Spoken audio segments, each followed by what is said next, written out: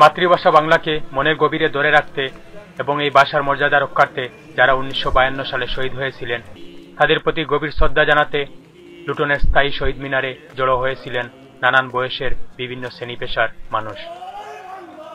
তারা স্ব ব্যানারে ভাষা শহীদদের প্রতি সম্মান জানাতে একে একে সারিবদ্ধভাবে পুষ্পমাল্য অর্পণ করেন।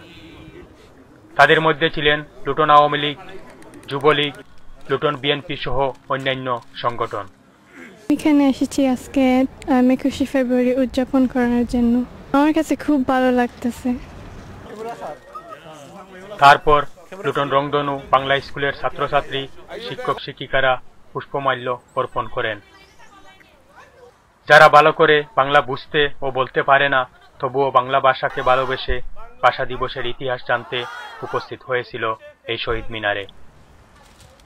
যে স্বপ্নকে লালন করে এই দিন যারা শহীদ হয়েছিলেন তাদের স্বপ্নকে ধরে রাখতে এসব শিশু কিশোরদের জানাতে হবে ভাষা আন্দোলনের ইতিহাস। 21 চেতনায় উজ্জীবিত হয়ে এখানে উপস্থিত সবাই শ্রদ্ধা জানিয়েছেন 1952 সালের ভাষা শহীদদের।